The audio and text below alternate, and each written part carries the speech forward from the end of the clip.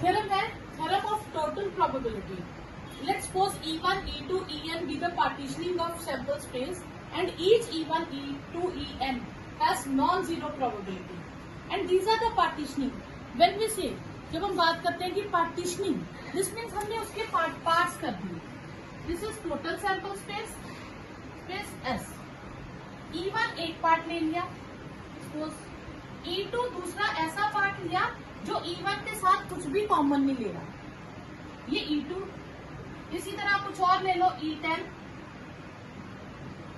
कोई यहां से ले लो E11, यहां पे कोई ले लो En, कुछ भी ले लिया. लेकिन इन E में किसी भी दो E जो पार्टीशनिंग है उनमें कुछ भी कॉमन नहीं है.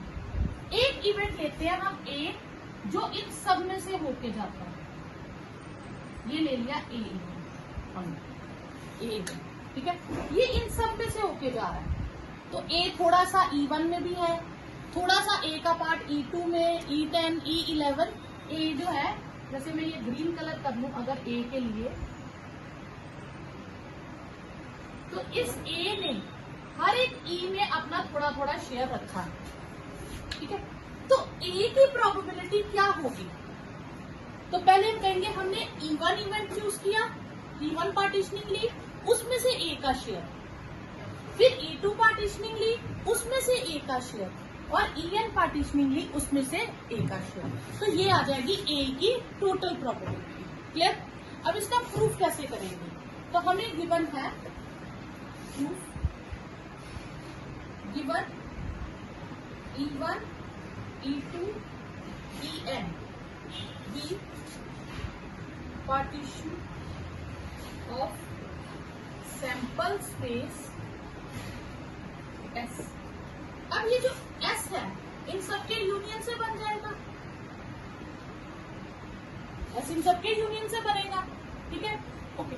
और ये कोई भी दो E में कुछ भी कॉमन नहीं है, यानी कि EI intersection EJ is empty where I is not equal to J and I और J दोनों की काउंटिंग हम 1 से लेके n तक ले लेंगे, यानी कि किसी भी दो E इवेंट्स में कुछ भी कॉमन नहीं है, ठीक है. अब अगर ये है तो A को हम लिख सकते हैं A इंटरसेक्शन S, क्योंकि S जो है वो सैंपल स्पेस लार्जर है, जब इंटरसेक्शन करते हैं तो स्मॉलर सेट आंसर आता है, तो A को लिख सकते हैं A इंटरसेक्शन S, ठीक है. अब S को मैं लिख सकती हूँ E1 union E2 so on union En, ठीक है. तो ये आ जाएगा A इंटरसेक्शन E1, इंटरसेक्शन और यूनियन पे मैं डिस्ट्रीब्यूटिव प्रॉपर्टी लगा दूंगी. A intersection E2, A intersection En. Clear? अगर मैं बात करूं इन सब की, इन सब में कुछ कॉमन है ना. देखो A का जो पार्ट यहां पे होगा वो यहां पे नहीं होगा, ठीक है ना. अगर यहां पे मैं कुछ डॉट्स ले लेती हूँ, वो डॉट्स यहां नहीं होंगे, तो यानी कि ये जो सेट्स हैं ये सारे क्या हैं? डिसजॉइंट सेट्स, ठीक है. Because A intersection E1, A intersection E2 so on A intersection En are disjoint. अब ये सारे डिसजॉइंट है, तो जब हम इनकी यूनियन की प्रोबेबिलिटी निकालते हैं तो उनमें कॉमन कुछ नहीं आएगा. तो जब दो सेट्स डिसजॉइंट होते हैं तो A यूनियन B की probability of A plus probability of B हो जाता है. नॉर्मल फॉर्मूला है probability of A plus probability of B minus probability of A intersection B, ये फॉर्मूला है, ठीक है. तो अब ये डिसजॉइंट है तो इनमें कॉमन कुछ नहीं होगा. अगर कॉमन कुछ नहीं होगा तो यूनियन की प्रोबेबिलिटी उनके सम के इक्वल हो जाएगी, ठीक है. तो आपके पास प्रोबेबिलिटी ऑफ ए क्या आ जाएगा? Probability of first set plus probability of second set plus so on probability of A intersection E N, ये आ जाएगा, ठीक है. अब अगर हम यहाँ से देखें तो हमारे पास हमने फॉर्मूला किया था E अपॉन एफ की प्रोबेबिलिटी क्या होती है, E intersection F upon probability of F। Clear? अगर मैं इसको इधर मल्टीप्लाई कर दूं तो probability of E intersection F क्या आ जाएगी, probability of F and probability of E upon F। ठीक है, तो दो नंबर्स की जब मुझे इंटरसेक्शन निकालनी है तो मैं F को अगर रखती हूं पहले तो फिर वो E अपॉन F हो जाएगा। क्लियर? इस चीज का ध्यान रखना। अब मेरे पास यहाँ क्या है, A इंटरसेक्शन E1, तो अगर मैं E1 को रखूंगी, ठीक है, तो वो क्या हो जाएगा, A अपॉन E1। ठीक है, तो प्रोबेबिलिटी ऑफ A क्या आ जाएगा, E1 को अगर मैं पहले रखती हूँ तो probability of A upon E1, E2 को लिखूंगी तो probability of A upon E2 and so on.